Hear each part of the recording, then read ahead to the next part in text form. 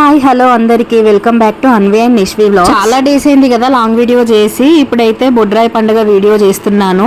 మేమైతే ఇక్కడ స్టార్ట్ అవుతున్నాము, అన్ని రెడీ చేసుకొని స్టార్ట్ అవ్వాలి హైదరాబాద్కి. అయితే నేను ఆ వీకే హైదరాబాద్కి వెళ్ళొచ్చాను. ఒక 2-3 డేస్ గ్యాప్ తర్వాత మళ్ళీ నాకు కాల్ వచ్చింది, మా అక్క వాళ్ళు బొడ్రాయి పండుగ పెట్టుకుంటున్నారు రావాలి అని చెప్పి. ఇంకా వెళ్ళక తప్పదు కదా. నేను మా ఆయన పిల్లలు అయితే రెడీ అవుతున్నాం వెళ్ళడానికి. అక్కడ ఏం చేస్తారు, ఎలా జరిగింది అదంతా కూడా నేను ఈ వీడియోలో మీకు చూపిస్తాను, తప్పకుండా చూడండి. మీలో ఎవరైనా ఫస్ట్ టైం నా ఛానల్ చూస్తున్న వాళ్ళు అయితే సబ్స్క్రైబ్ చేసుకోండి, నోటిఫికేషన్ బటన్ ఆన్ చేసుకోండి. నేను వీడియో పెట్టగానే మీకు నోటిఫికేషన్ వస్తుంది. ప్లీజ్ లైక్ చేయండి, షేర్ చేయండి అండ్ కామెంట్ కూడా చేయండి. మేమైతే వచ్చేసాము ఇక్కడికి. సండే రోజు మార్నింగ్ లేచి రెడీ అయితే అవుతున్నాం వెళ్ళడానికి. అన్నయ్య వాళ్ళు ఉంటే వాళ్ళ ఇంటికి అయితే వచ్చాం. నైట్ బయలుదేరితే వచ్చేసరికి 1 or 2 అయింది. ఇంకా మాకు క్యాబ్స్ లో వచ్చేసరికి ఫుల్ టైర్డ్ అయిపోయినాం. ఇంకా వాళ్ళ ఇంటికి వెళ్తే అంతా చుట్టాలతో మొత్తం నిండిపోయింది. హడావిడి ఎందుకని చెప్పి అన్నయ్య వాళ్ళు కూడా ఉంటే వాళ్ళ దగ్గరికి వెళ్దాము, వెళ్ళి పడుకొని పొద్దున్న లేసి అక్కడికి వెళ్దామని చెప్పి రెడీ అవుతున్నాం. నాకు మా అక్క మార్నింగ్ 4కి కాల్ చేసింది, హోమం జరుగుతుంది గుళ్ళో వస్తారా అని చెప్పి. అప్పుడే వచ్చి పడుకున్నాం, ఇంకా ఫ్రెష్ అప్ అవ్వలేదు అంత పొద్దున్నే. పిల్లలు స్నానాలు, నేను స్నానాలు అంటే కష్టం అని చెప్పి ఇంకా వెళ్ళలేదు. ఇంకా మార్నింగ్ 7కి అట్లా వచ్చేసినాం. వచ్చేసరికి వీళ్ళు టిఫిన్స్ అయితే చేస్తున్నారు. టెంపుల్కి వెళ్ళొచ్చిర్రంట అక్కడ. సో ఫస్ట్ ఆఫ్ ఆల్ నేనైతే బొడ్రాయి పండుగ గురించి చెప్పాలనుకుంటున్నా. ఇది పెద్దమ్మ తల్లి విగ్రహ ఆవిష్కరణ అండ్ నాభిశీల ప్రతిష్టాపన అని మాత్రం చేస్తున్నారు. అంటే ఏంటంటే పెద్దమ్మ తల్లి విగ్రహం అనేది ప్రతిష్ఠించిర్రు. ఆ రోజే అమ్మవారి విగ్రహాన్ని అయితే ప్రతిష్ఠించి ఓపెన్ చేస్తున్నారు. అలాగే నాభిశీల బొడ్రాయిని అయితే పెడుతున్నారు. జనరల్ గా తెలంగాణ సైడ్ బొడ్రాయి అంటే ఎలా ఉంటుందంటే ఊరు మొత్తం అంతా కలిసి ఒకే దగ్గర ఒక 3-4 రోజులు పండగలాగా చేస్తారు. అసలు ఆ ఊర్లో నుంచి ఎవ్వరు బయటికి వెళ్ళరు. బయట నుంచి వచ్చిన వాళ్ళు కూడా అక్కడే ఉంటారు. మన ఇంటికి వచ్చిన చుట్టాలు కూడా 3 days స్పెండ్ చేస్తారు అన్నట్టు. బొడ్రాయికి వచ్చిన వాళ్ళు లాస్ట్ రోజు వస్తారు. మ్యాక్స్ లాస్ట్ రోజే దావత్ అనేది ఉంటది కాబట్టి లాస్ట్ రోజే వస్తారు చుట్టాలు కూడా. ఆ రోజు వచ్చి ఇంకా తెల్లారైతే వెళ్ళిపోతారు. మాకు కూడా 3 days ప్రోగ్రామ్ అని చెప్తే మేమైతే లాస్ట్ రోజు వచ్చేసాం. సండే రోజు వచ్చినాం ఇక్కడికి. మేము వచ్చేసరికి అయితే ఇలా బోనాలు చేస్తున్నారు. బోనాలు ఎందుకని అంటారా, పెద్దమ్మ తల్లి విగ్రహ ప్రతిష్టాపన ఉంది కదా, ఆ పెద్దమ్మ తల్లికి అయితే బోనాలు చేస్తున్నారు. అలాగే బొడ్రాయికి కూడా బోనాలు తీసుకెళ్తున్నారు. ఫస్ట్ అయితే పెద్దమ్మ తల్లి దగ్గరికి వెళ్ళొద్దామని చెప్పి బోనాలు అయితే తీసుకొని వెళ్తున్నాం. అమ్మవారి శక్తి గురించి తెలుసు కదా, ఆ తల్లికి ఉండే శక్తి అంతా ఇంత కాదు, మాటల్లో చెప్పరా అనేది. మరి అలాంటి అమ్మవారికి విగ్రహ ఆవిష్కరణ అంటే ఎన్ని ఉంటాయి చెప్పండి. ధ్వజస్తంభం ఎత్తుడు, బోనాలు చేయడము, హోమాలు చేయడము, ఇవన్నీ కూడా ఎంతో సందడిగా ఉండే. అసలు 3 days గుళ్ళో మొత్తం చాలా హడావిడి ఉండే అంట. అమ్మవారు అంటే శక్తి రూపిణి. అలాంటి అమ్మకి విగ్రహంతోని మనం రూపాన్ని ఇవ్వడం అంటే ఎంత విశేషమైన రోజు కదా. ఆ పెద్దమ్మ తల్లికి రూపాన్ని ఇచ్చి విగ్రహాన్ని ప్రతిష్ఠిస్తున్నారు.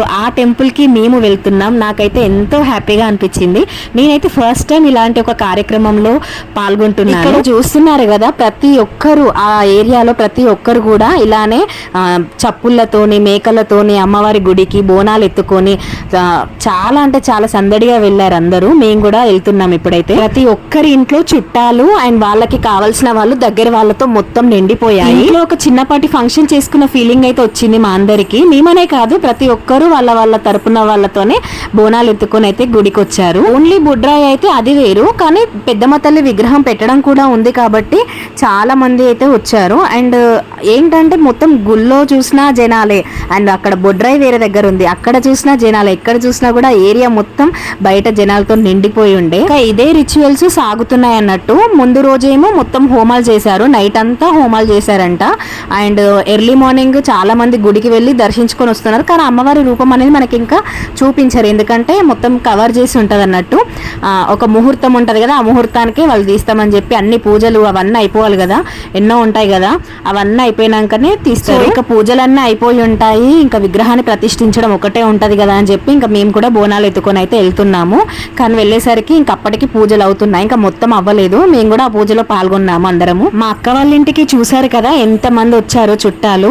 ఒక్కొక్కరేమో ఓన్లీ వాళ్ళ ఫ్యామిలీ వరకే చేసుకుంటున్నారు, ఒక్కొక్కరేమో అందరినీ పిలిచి చేసుకుంటున్నారు. అది ఎవరి పర్సనల్ ఒపీనియన్ మీద డిపెండ్ అయి ఉంటుంది. అది ఇక మన ఇష్టం, మనం ఎంత మందికైనా చెప్పుకోవచ్చు లేదా మనమైనా చేసుకోవచ్చు. కానీ మా అక్క వాళ్ళు మాత్రం చాలా మందికే చెప్పారు, ఎందుకంటే ఈ బొడ్రాయి అనేది ఒక 2-3 తరాల తర్వాత వస్తుందంట. అండ్ ఇప్పుడు మన పిల్లలు ఉన్నారు కదా, మన పిల్లలు అండ్ మన వల్ల తరానికి రావచ్చు. అంటే ఇంక అప్పటికి ఈ సాంప్రదాయాలు పద్ధతులు వాళ్ళు పాటిస్తారో లేదో కూడా మనకు తెలియదు.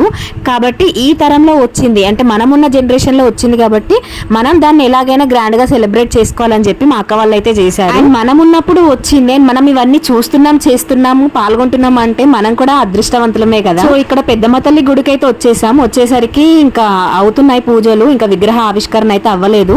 హోమాలు ఇవన్నీ చేశారు చూడండి, ఇక్కడ నేను చూపిస్తున్నాను.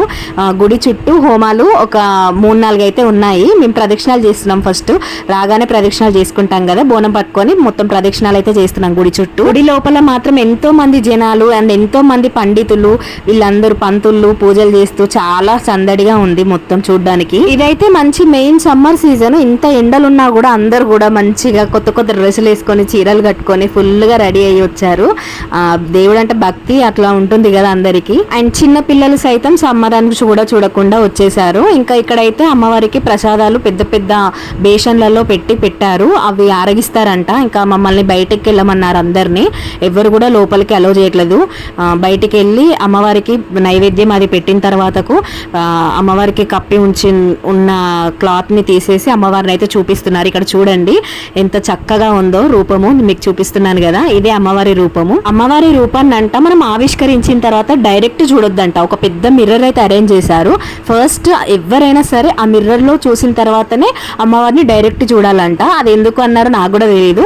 అందరు కూడా అలాగే చేశారు. ఫస్ట్ మిర్రర్ లో చూసి తర్వాతకు అమ్మవారిని చూడడానికి అయితే చాలా ఎగబడ్డారు. ఇంకా లాస్ట్ కి అంతా అయిపోయాక నేను కూడా వెళ్ళి చూశాను. ఎంత చక్కగా ఉందో రూపం చూడడానికి అయితే 2 కళ్ళు చాలలేదు. ఇంకా అక్కడ దర్శనం అయిపోయాక ఇంటికైతే వచ్చేసాం. ఆల్మోస్ట్ 3 అవర్స్ పట్టింది. 11కి వెళ్తే 1కి అట్లా వచ్చేసినాము. చాలా అంటే చాలా టైర్డ్ అయిపోయి ఇంటికి వచ్చేసినాము. ఇప్పుడు మళ్ళీ బొడ్రాయి దగ్గరికి వెళ్ళాలి.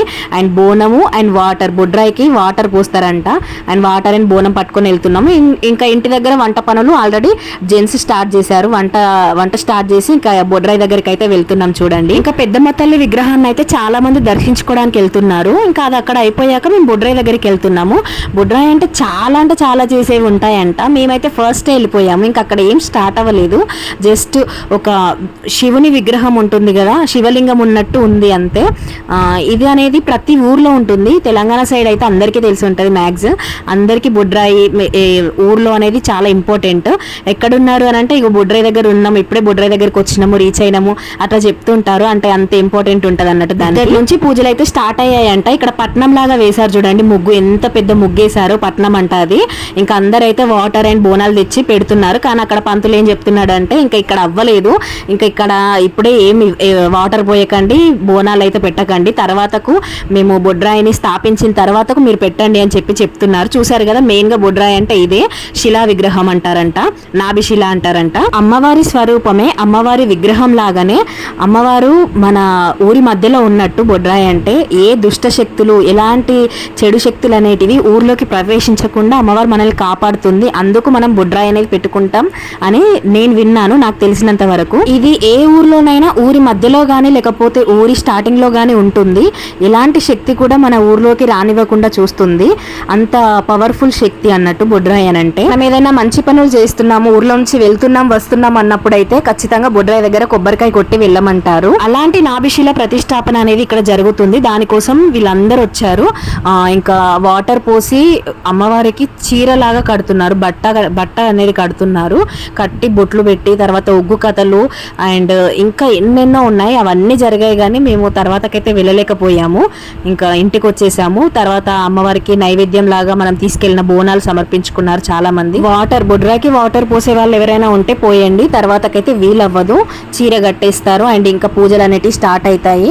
ప్రతి ఒక్కటి అన్నీ ఉంటాయి కదా, ఇప్పుడు మన షోడశోపచార పూజలు చేసినట్టే ఇక్కడ కూడా అన్ని పూజలు చేసేసి అన్ని పెడతారంట. అందుకోసం అని చెప్పి ఫస్ట్ వాటర్ పోయండి, తర్వాతకు బోనాలు నైవేద్యం ఇవంతా కూడా తర్వాత చేద్దామని చెప్పి పంతులు చెప్తున్నారు. ఇంకా అదే చేస్తున్నారు. ఇంకా మేము ఇది చేస్తుంటేనైతే ఇంటికి వచ్చేసాం, చాలాసేపు ఉండలేదు. ఇంకా తర్వాత చాలా జరిగాయి. ఆల్మోస్ట్ ఆఫ్టర్నూన్ 2-3 నుంచి ఈవినింగ్ దాకా బాగానే యాక్టివిటీస్ అనేవి జరిగాయంట అక్కడ. తర్వాత ఏం జరిగాయి అనేది ఒక్కొక్కటి మైక్ లో అనౌన్స్ చేస్తున్నారు. వచ్చే వాళ్ళు వస్తున్నారు, వెళ్ళి చూస్తున్నారు. మేము వెళ్ళలేదు. ఇక్కడైతే తర్వాత ఇప్పుడు వీళ్ళు బట్టలు పెడుతున్నారు. ఎందుకనంటే ఇక్కడ కట్నాలు అనేవి ఏమి ఉండవు. ఎవరైతే బొడ్రాయి పండుగ పిలిచి వాళ్ళు చేసుకుంటున్నారో వాళ్ళకి మనము బట్టలు అయితే పెట్టాలి, అదొక పద్ధతి అన్న. ఇక్కడైతే అమ్మ వాళ్ళు బట్టలు పెడుతున్నారు. ఇక్కడనే కాదు, మనం ఇంట్లో ఏ చిన్న దావత్ చేసుకున్నా ఏది చేసుకున్నా కూడా పుట్టింటి నుంచి బట్టలు పెట్టడం అనేది ఆచారం కదా, అది ఎప్పటి నుంచో వస్తుంది. కాబట్టి ప్రతి ఒక్కరు కూడా పుట్టింటి నుంచి బట్టలు అయితే పెడతారు. ఎవరు ఏ చిన్న పండుగ చేసుకున్నా ఆడబిడ్డ అని అంటే ఇంటి ఆడబిడ్డకు బట్టలు పెట్టడం అనేది పద్ధతి. పండుగ చేసుకున్న వాళ్ళు కూడా వాళ్ళ ఇంటి ఆడబిడ్డలకు వాళ్ళు కూడా పెడతారు. అండ్ ఇక్కడ కట్నాలు అనేవి లేవు కాబట్టి ప్రతి ఒక్కరు ఎవరైనా కూడా బట్టలు తెచ్చి బట్టలు అయితే పెడుతున్నారు. అండ్ ఈ ప్రోగ్రామ్ జరిగేటప్పుడు చూడండి అందరూ ఆల్ స్మైలీ ఫేసెస్, ఇక్కడ జోక్స్ జరుగుతున్నాయి. మా అక్క వాళ్ళ కొడుకు ఉండి అందరూ మా మమ్మీకి డాడీకి డబ్బులు ఇస్తున్నారు, నాకెవరు ఇవ్వట్లేదు, నాకేం వద్దా బట్టలు అని చెప్పి వాడు అంటుంటే ఇంకా వానికి కూడా ఇవ్వడం స్టార్ట్ చేశారు. మా నానమ్మ కూడా తన బట్టలు పెడతానని చెప్పి డబ్బులు అయితే ఇస్తుంది. ఆయనకు నిండా వాళ్ళకి నిండలే.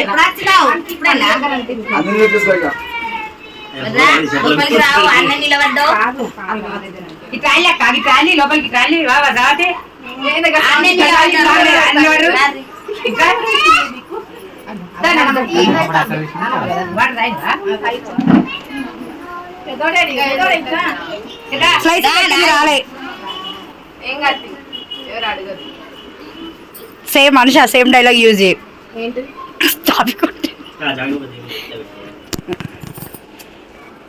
నువ్వు పడన్నా, నువ్వు మ్యాండేటరీగా నీకు స్పెషల్ గా ఫోటో తీస్తాలే, నేను వీడియోలో తీస్తానా.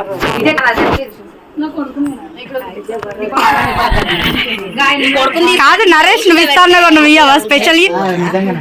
మీకోసం స్పెషల్ గా తెచ్చిండ్రా బాబాయ్. డ్రెస్ అట కొనుక్కోసలు.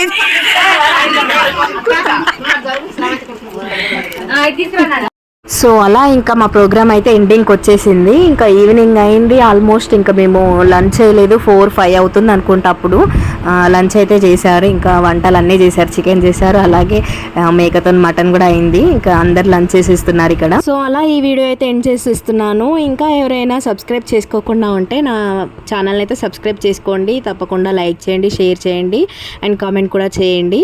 And thank you for watching video till the end.